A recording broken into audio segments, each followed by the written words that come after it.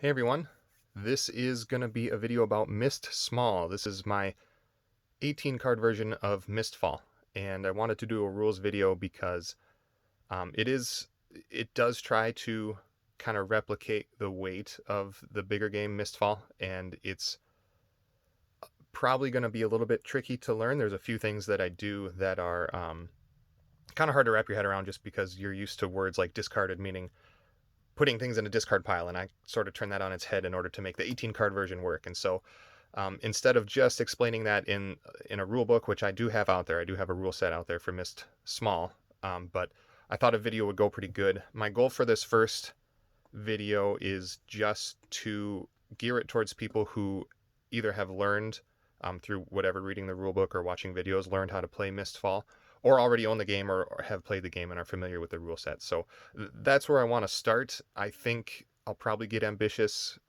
at a later date and try to cut a video explaining from scratch how to play. But the thing is, it's going to be pretty tough. Mistfall is a pretty heavy game, and I try to preserve a lot of that complexity in Mistsmall. And so there are much better teachers out there who have done video series explaining the rules and doing playthroughs on Mistfall, and it's going to be quite a bit of a commitment for me to um, try to explain it as good as they have. So actually, I say this in my rule set. I have a rule set included when you go and download Mistsmall, and the rule set again has the same approach as this video is going to have. It's just going to show you how to play if you already know the rule set for Mistfall. So if you ask me what do I recommend for how to learn this game, this little game, I would actually go download the PDF of the rulebook for Mistfall Heart of the Mists. And if you aren't familiar, Heart of the Mists is the standalone expansion to Mistfall. And they made some updates to the rules that I think are really beneficial, and that's actually the rule set that I based my little game off of. So I would go download that. I'd read through that a couple of times. The rulebook is actually pretty good. And then I would go, if you still want some extra help, which I definitely did when I was learning the game, I'd go on YouTube and look for Gray Board Gamer is his name, and he has an excellent playthrough series of Heart of the Mists. And once I watched that through and then actually read the rulebook one more time, then it really started to click. So I would recommend that. I would recommend download the rulebook for Heart of the Mists, then and this is if you don't know how to play at all. I'd say download the rulebook for Heart of the Mists, go watch that video series or most of it and get the hang of it. Then the third thing I would do is actually, this is a resource on Board Game Geek, and let me see, those are the folks who put it together, but it's a flow chart of the turn order, and this was the hardest thing to wrap my head around, and this is all preserved in Mistsmall in the mini game. So I would highly recommend download this, print it out, and you can honestly learn most of the game. I mean, there's edge cases and everything, but this is what made it click for me. I still use this when I play, and I reference it every time, and it makes it work for my brain. And so I highly recommend using that even for this little game. Another resource that's out there that can be helpful is this guy here. It's like a turn order reference, and I actually prefer the flowchart to this, but it gives you setup, which is really handy. And what I really think is good is this assorted rules section. There's a bunch of stuff. It says easy to overlook. That's exactly what this person has done. They've made bullet points of stuff that's easy to forget or easy to misunderstand that you get wrong a lot. So this is really handy as well. But what I wanted to do here is probably show you setup, and then I'll walk through just the changes from Mistfall. So if you know how to play Mistfall Heart of the Mists, this is the video. I'll try to keep it short, shorter, and so if you know how to play the big game, this is the one I'd recommend watching. And I left it in the box on purpose. I wanted to show you setup. So here's all the tokens that come with the print and play file.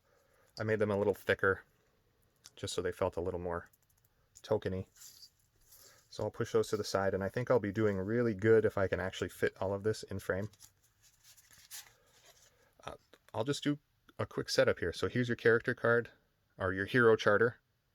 You can set that guy out. You have 5 feat cards, and maybe I'll just jump right into it. This is the single biggest difference between Mistfall and Mistsmall, which is how your hero cards function and the discarding and restoration mechanics. And maybe I'll get it set up first, and maybe I'll mimic a turn or something. I haven't really planned that out, but this is the main thing I'll focus on. Is you have 5 cards. As you're playing, they always stay face up, so there's no like flipping them over. And you'll notice they're double halved, so there's 2 halves, top half, bottom half, and then there's 2 sides. And what I've done is I've put the advanced feats on the back and the basic feats on the front. You don't add cards to your deck, you just flip cards over to have access to the advanced side.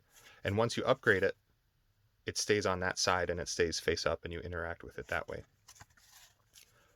You'll notice that there's a starting half and a discarded half. And this is the most confusing part, and I think I'll just finish setup but first, and then I'll go through that. But if you get that part down, if you get, okay, when do I rotate it, when do I put it into my deck, and when do I put it in my burial pile, and how does restoration work, those are the biggest things to wrap your head around for the tiny game. So when you're doing setup, set them all to the starting half, all 5 of them, and then we'll just set that aside, and this will be our hand. So I'm just going to set that over here. There's 2 gear cards, and they function just like the feat cards, and it says what it is here. Like normal, you don't have to worry about this criteria. You can just, you really don't have to pay attention. I just carry those through. They have a starting half and a discarded half, and you only get to use the half that is active or oriented on top. If it's upside down, you can't use any actions from it. So when you're doing setup, go ahead and place your 2 starting gear cards in your hero area. Here's your locations card.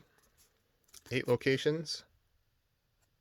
Let's see if I can get it to focus. A through H. A is your safe starting location, your haven, I guess, the Hearthfire Inn. H is the final location. We're going to be playing the, I think it's the second quest in the Mistfall quest guide. And this is our, oops, hit my camera there. This is our, it's a combination card. Here's the special encounter, and here's the special enemy. I'll store him up there. We won't interact with him, obviously, until the end. And here's your 2 encounter cards. There's 8 encounters. They're numbered here, but that number doesn't really serve a purpose. It's just for reference. But they are, again, double-halved and double-sided. And what you actually do at setup is close your eyes, look away, whatever, rotate and flip these, shuffle the order, and then we'll just set them out like this. So I'll probably just set them up here after the game is set up. And what you'll do when you're looking for which encounter you're going to play is you'll reference your location and whatever encounter type it demands, wildlands, let's say. You go through this in a sequence. So instead of, drawing cards and just looking for the next one, we're going to go on the top, left, right, and then we'll go to the bottom, left, right. And if we still can't find one we need, we would flip both cards over and then start that process over. Top, left, right, bottom, left, right, and then you'll hit one that you can play. So for example, if we were looking for a wildlands encounter, okay, Borderlands, that's a miss. We'll move on. Deadlands, that didn't work. Move on. This one's a wildlands. And so what I would do is I would take it from up here, and this is where I would actually put my locations card. I'd take it from up there, it would be up here. I'd take it and I'd orient the one on top that I want, and then that's now the active encounter right here. And we obviously wouldn't do that until we've moved into a new location and needed to do the encounter setup. Here's your quest charter. We've got everything packed in here. We've got the time track, reinforcement track, and then the darkness track. And so since this is also the darkness track, we're going to stack our, if you're familiar with how the Heart of the Mists time interaction works, you've got the objective tokens stacked there. And so actually I'll do that now. I'll give myself the 4 objective tokens, and I tend to put them right here. Whoops. And then we remove those as we pass icons on our focus track. What would I do next here? All we have left for cards is your enemy cards. There are 1 of each color of enemy: blue, red, green. You can see I've kind of mushed together the information. Whether or not they're a raging enemy is now up top with their name and their color. Here's their stats as normal, and all the information is here. I had to abbreviate some information, but it's all, whoops, it's all there. Actually, every single enemy type is represented. A couple of them have duplicates, but I didn't need many duplicates actually, so pretty much these are all unique enemies. And so you shuffle these, you don't rotate these, but you shuffle these by shuffling the order and then flip some over. And then here's our enemy deck. I'll set my cubes out. Set the time track to starting, reinforcement track to 0, darkness track to that first square. Where's my other cubes? Here's 1. I'll give myself my starting focus. I know I've got 1 more cube in here somewhere.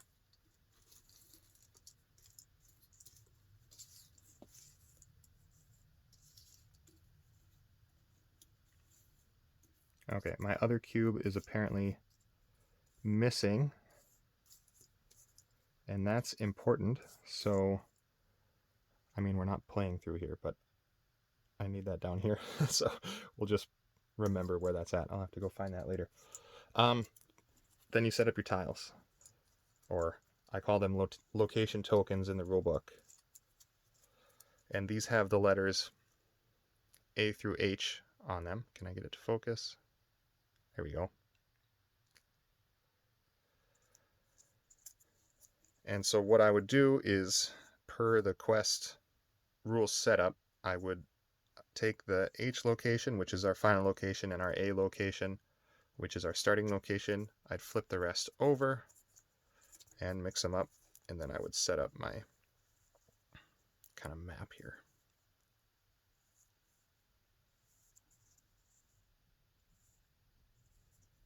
And all you do with the locations is, here's your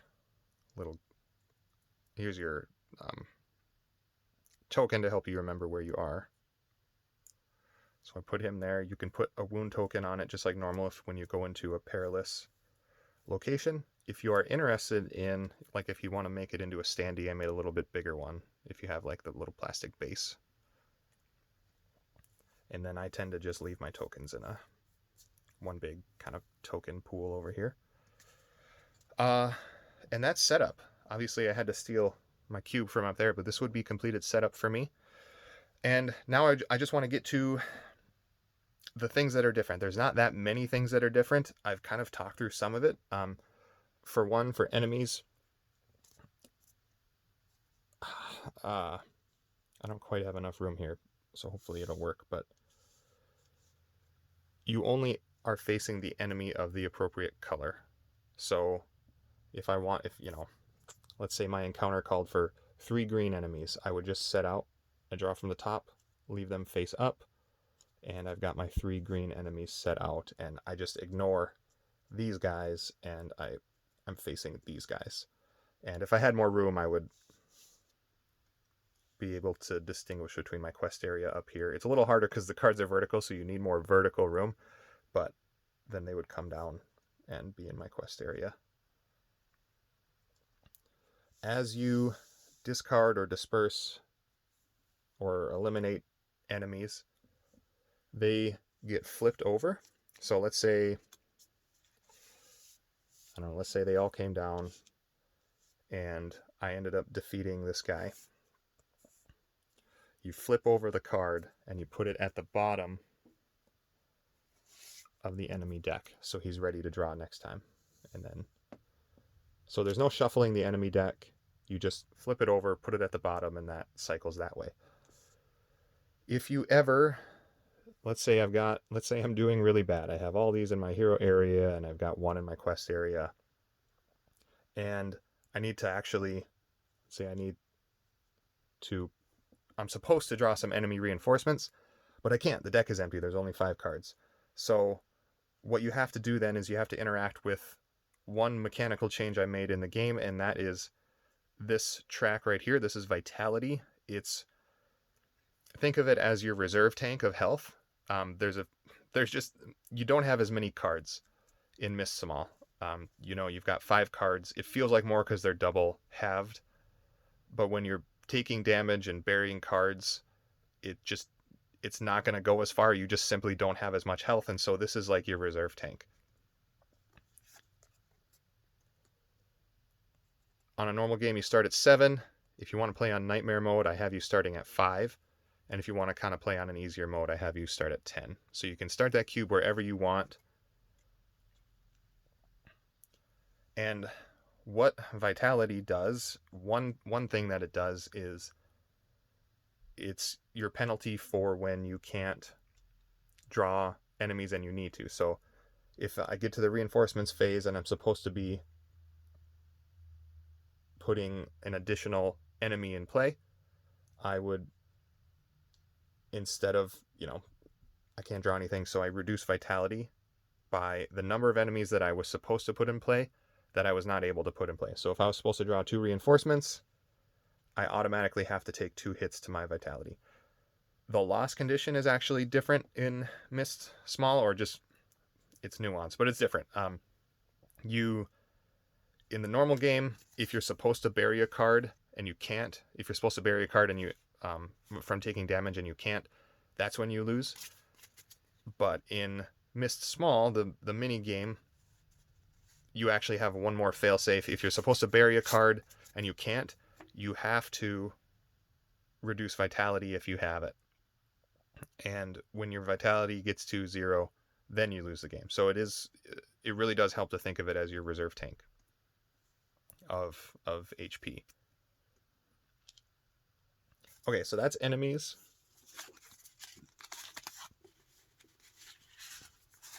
Put those guys back. I told you how encounters work already. When you are facing the final encounter, he can just act like an enemy card, so you can just move him around your quest area and your hero area. But, if you're putting tokens on it, obviously the encounter is traveling with him, and it's fine. You can put objective tokens on here, and you can move them around, and when you flip it, the objective tokens just travel with it.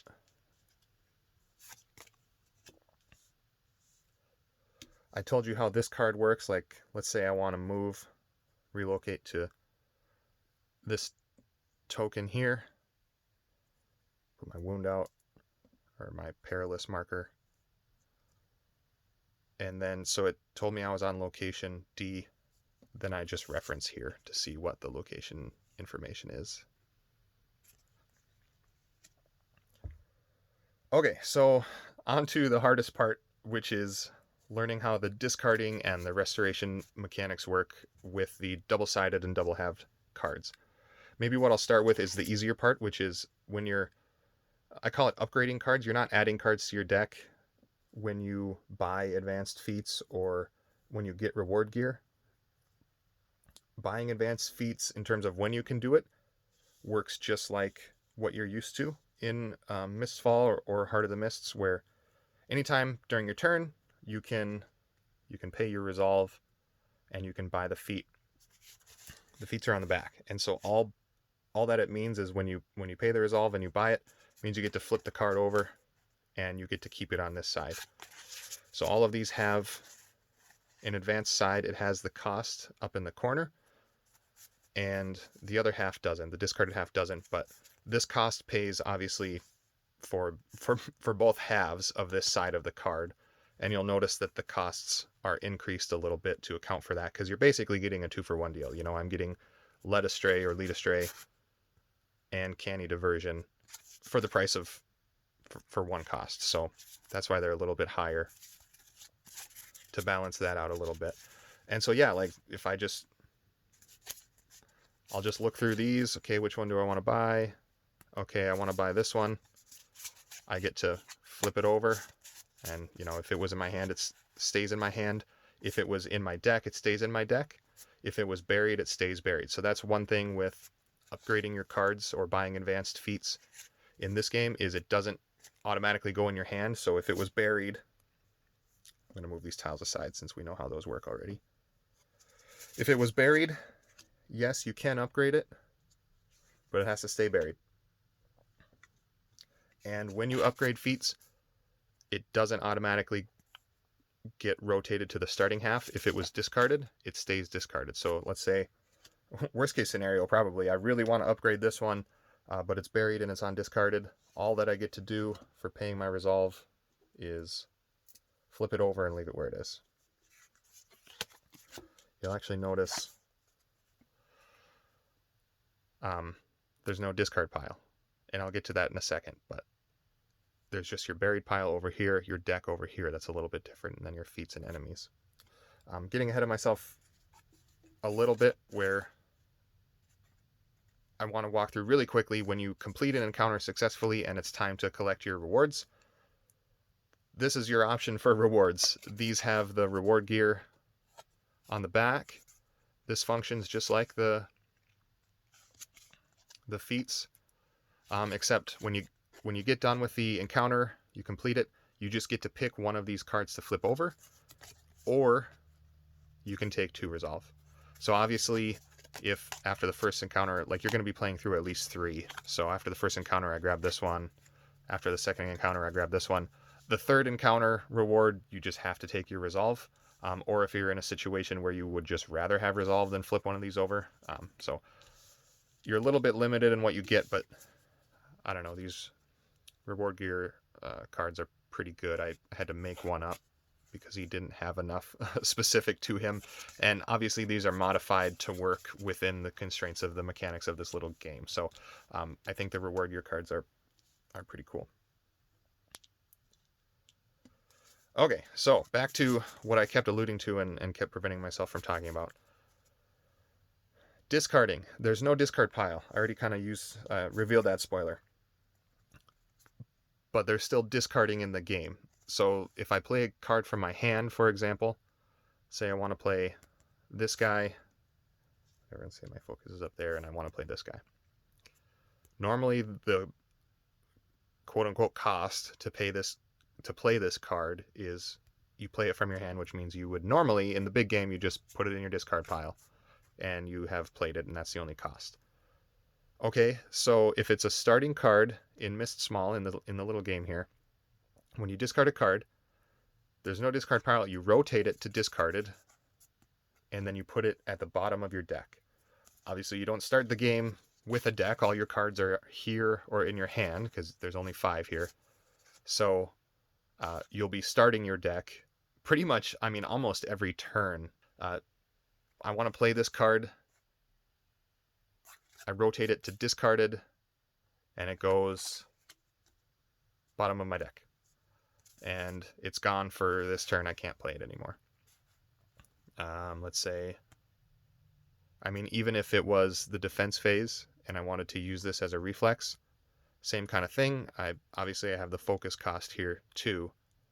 Oh, and I have to discard a mobility card. So that's actually probably a good example. So let's say I was blocking some damage with this card. I would have to rotate to discarded, put it at the bottom of my deck, and then I want to get that boosted action, and so I want to discard a mobility card as well.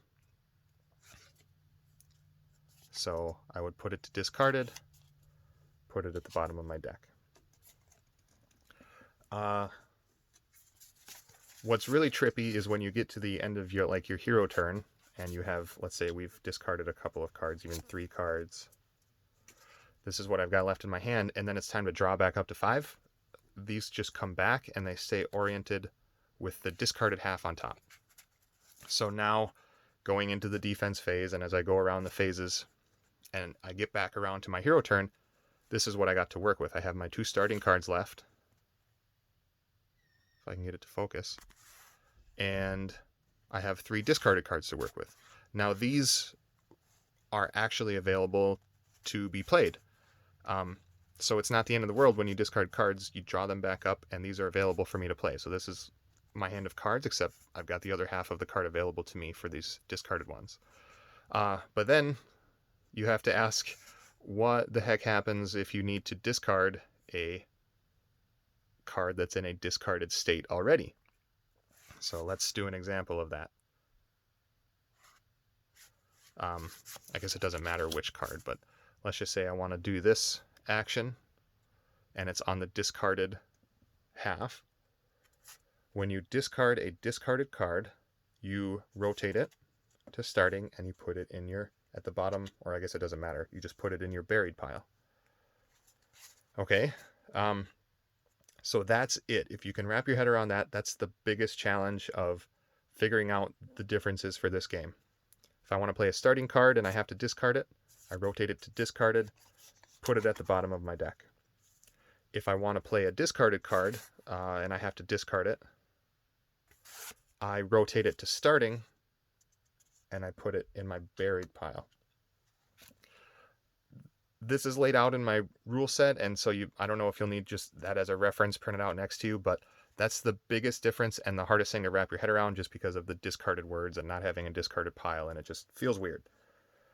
So then when we get to restoration, let's say we got to the end of it and I have 3 restoration points. For each restoration point, it's still kind of, you're digging yourself out of that hole. Buried still feels like a deeper step than discarded, still feels like a deeper step than starting.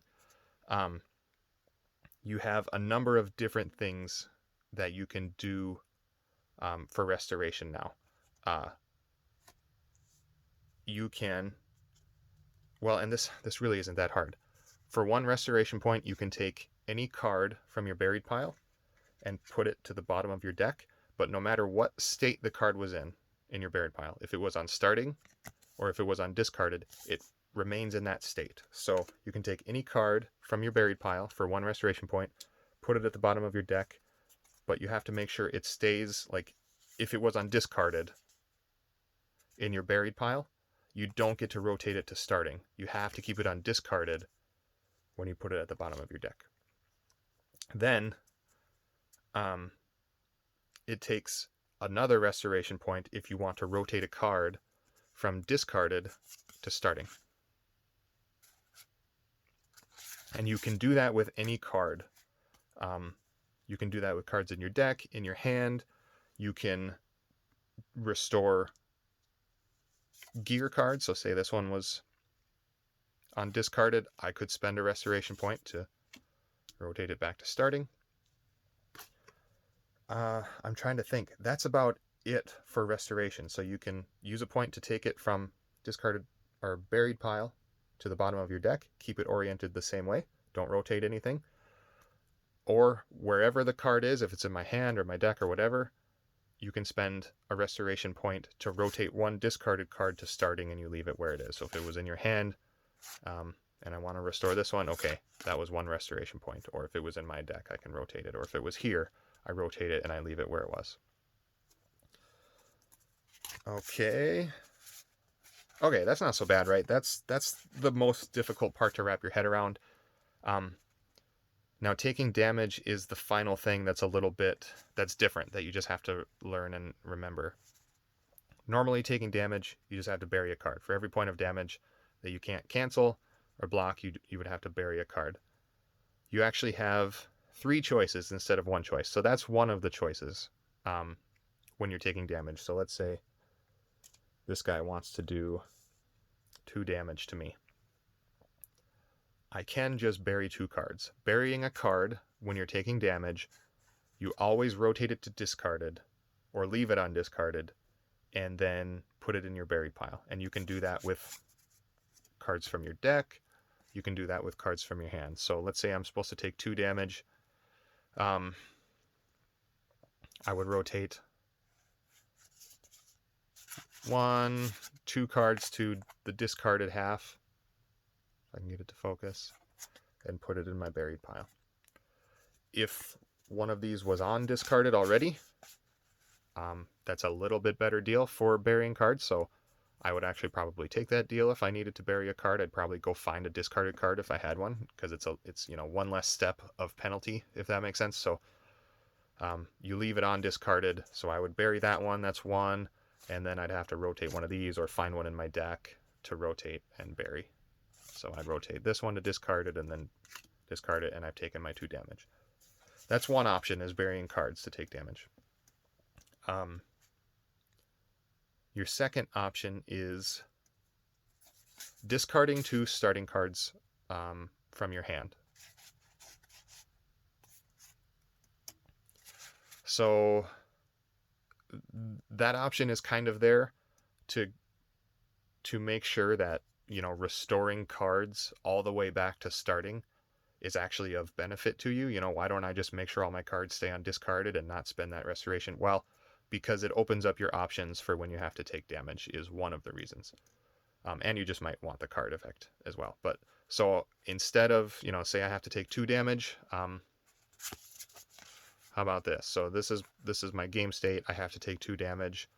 Well, I'm going to bury my discarded card. Okay, that's 1. And then I can rotate 2 starting cards from my hand to discard it and keep them in my hand. So I'm not discarding them. If I was discarding them, from a card effect or from playing them, you rotate it to discarded and you put it at the bottom of your deck. This is taking damage. I'm just changing it from starting to discarded. So I can, for every 2 cards that I do that for, I can cancel 1 damage. But burying is still the 1-to-1 relationship. You bury 1 card to cancel 1 point of damage, or to take 1 point of damage, I guess, and you rotate 2 starting cards to discarded to take 1 point of damage. Then the third thing you can choose to do is back to vitality, back to your vitality track. Anytime when you're supposed to take damage, you can actually take that damage with vitality. I think in the rulebook I call it absorbing damage. So you can absorb the damage with your vitality track. So let's say I had to take 1 damage. I really, really don't want to discard or bury any of my cards, so I take that to vitality instead, so I reduce it from 7 to 6. The thing with taking damage or absorbing damage with vitality is the cost goes up the more you do it in a single encounter. So every encounter, the cost resets, but the first time you take damage in an encounter by using vitality, it's a 1-to-1 cost. So I can absorb 1 damage with 1 vitality. The second time that you take damage in the same encounter to vitality, it costs 2 vitality to take 1 damage. So the next one would take me down to 4. I would have to go 2 down. So just to say that another way, let's say I had to take 2 damage. I either can't use my cards, I can't bury or discard 2 starting cards from my hand to take that damage, or I just want to use vitality. You can always choose to use vitality to take damage. I have to take 2 damage, so I'm on 7 right now. If I reduce that to 6, that takes care of 1 damage, but that second point of damage costs me 2, so that takes me down to 4, from 6 to 4 to take that second point of damage.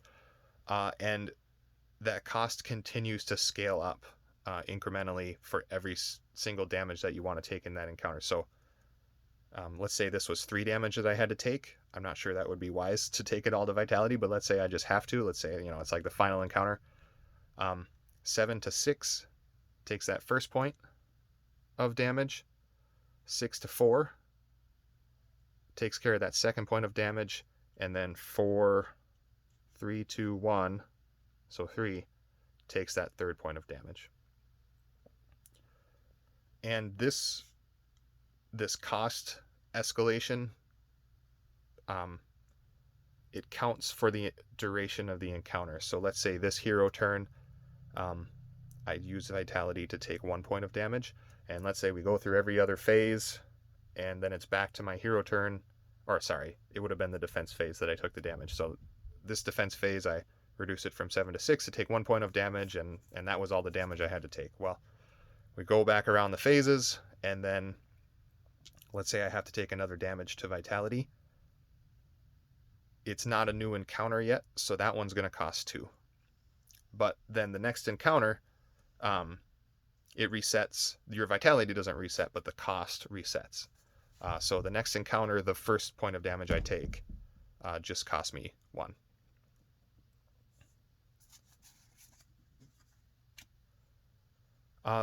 Vitality, you cannot use restoration points on. You can't restore it. So let's say it's the restoration time to use restoration. I can't like increase it from 4 up to 7 or anything. I have to leave it where it is. So once you use it, it's gone. You lose it forever. And like I said, when it gets to 0, that's it for your hero.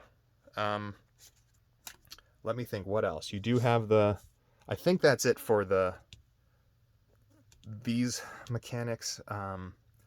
Maybe one thing to note is if you are ever forced to discard one of your gear cards, it works just like other discarding, so you still have to rotate it to discard it and put it at the bottom of your deck. I really think that's it. There's one tricky card here, and let me see if I can find it. I think it's preparation. One sort of FAQ that I want to address right away is the special. If you discard this card while resolving another action, draw 1 card. Yes, you can draw the discarded half of this card. So let's say I am required to discard a mobility card based on another action. Well, discarding this card involves rotating it from starting to discarded. So I rotate it and I put it at the bottom of my deck. But then it says I get to draw, this card effect says I get to draw 1 card. So you can't actually draw this card back up, the discarded. So I discarded it. Let's get it focused here. I rotated it to discarded and put it in my deck at the bottom of my deck. But the card effect said I could draw a card. Well, I'll go ahead and pick this one back up. I'm trying to think what else you might run into. You have the normal and then the nightmare side of your hero charter. You can dial the difficulty of the vitality, and then you have the normal and the nightmare side of the quest charter. It removes a little bit of the modularity because all of this is lumped together. In Heart of the Mist, you can choose whether or not to play on the difficult side of the darkness track, and then these two are on the same charter too. But here you have to face the difficult all at once if you want to face any of it. Okay, I'm sure I forgot a few things, but I probably rambled enough, and I hope you guys like the game. Please comment on the video if you have questions. Let me know your feedback, and I hope you guys enjoy it.